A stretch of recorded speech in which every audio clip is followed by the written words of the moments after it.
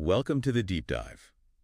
Today, we're looking at a really unsettling one, the psychological thriller, Bone Lake. Yeah, it definitely stays with you. Our mission today is pretty straightforward. We want to kind of dissect the film's structure, get into those genuinely shocking twists, Yeah. and really understand what it's saying about trust, especially under, well, the absolute worst conditions. Right, but let's start with the setup. Because the initial idea is key, isn't it? Sage, she's this driven professional, and Diego, he's an aspiring writer. They head out to this isolated lake house. For romantic getaway, right? Peace and quiet. Seeking isolation, Yeah. that's important, because that expectation of peace, it gets shattered almost immediately, turns the whole thing into a pressure cooker. And that pressure arrives, basically walks right in the door, Yeah. Will and Sin. Mm-hmm. They show up, claim they've also booked the place. Mm-hmm. So right off the bat, you're asking, is this just like a scheduling mix-up? Or something else. Something deliberate. And the house itself, it just starts feeling heavy, claustrophobic. Yeah. All these locked rooms hinting at secrets. Secrets Will and Sin seem weirdly comfortable with.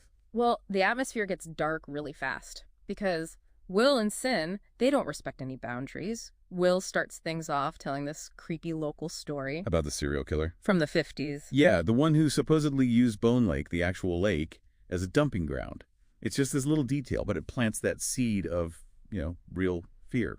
And that's just the start of the mind games, isn't it? The tension ramps up because Will and Sin start making these really unsettling, kind of boundary-pushing advances on Sage and Diego. Yeah, it moves beyond just sharing a house. So they're actively trying to mess with their relationship, blurring all the lines. The moment that really breaks everything, Got the it. core betrayal.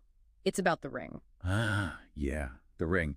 So Will finds out Diego's planning to propose Yeah. with his grandmother's ring, a family heirloom. Okay. And Will just takes it, steals the ring, and then he uses that ring to propose to Sin Mm. right in front of them. Wow. That's incredibly cruel. Pure emotional sabotage. Exactly. It's attacking their future by weaponizing Diego's past. And the mind games are deeper than just that theft, right? Those locked rooms you mentioned. Mm-hmm. They eventually lead Sage and Diego to them.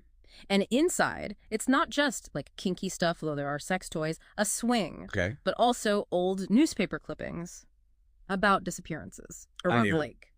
So this confirms it wasn't spontaneous. This was all laid out. Totally. It's proof. This whole thing is a calculated psychological attack. Okay, so if it's all planned, what's the motive? Why do this? Right. This is where the film just hits you hard. The truth about Will and Sin. Yeah. They're not Will and Sin. They're Thomas and Alice Price. And they are brother and sister. Wait, incestuous siblings? Yes. Who murdered their own parents when their relationship was discovered. They inherited this whole estate, the house. And turned it into, what, a hunting ground? Pretty much. A hunting ground for couples. This is the key to why they do it. They put couples through this mental torture. It's like a twisted test of love and loyalty for them. So they're projecting their own messed up situation onto others, punishing relationships they see as toxic. Exactly. It's their warped way of dealing with their own history. And eventually that slow burn psychological stuff just erupts Right. into violence. Yeah. The director, Mercedes Bryce Morgan, handles that shift so well. It goes from this quiet, creeping dread to sudden, really brutal action. We get Sage fighting Sin, who apparently has a butcher knife. It's harrowing, very close quarters. But the big climax, the image people probably remember, is Sage with an axe. Facing off against Will, who's got a chainsaw, inside the house, which has become this kind of deadly maze. Yeah, the house transforms from just being confining to being an actual weapon almost. Absolutely. The setting becomes part of the fight. And the ending. Hmm. It's not exactly neat and tidy, is it? No, not at all. As they finally escape, Diego gets the grandmother's ring back. He has to physically take it off Sin's severed fingers. Oh, wow. That's gruesome. It's a really potent image. And then, covered in blood and everything, he uses that ring to propose to Sage. So what does that ending really synthesize then? What's the takeaway? Well, it hammers home the central theme, right? The house was this crucible. They survived physically, showed resilience. But the film is crystal clear. The scars are way deeper than just the physical ones. Right. So Bone Lake really digs into toxic dynamics, what trust looks like under that kind of insane pressure. And it refuses to give you an easy answer. No simple love conquers all. It leaves you, the listener, kind of grappling with it. Does surviving something that horrific actually prove a relationship's strength?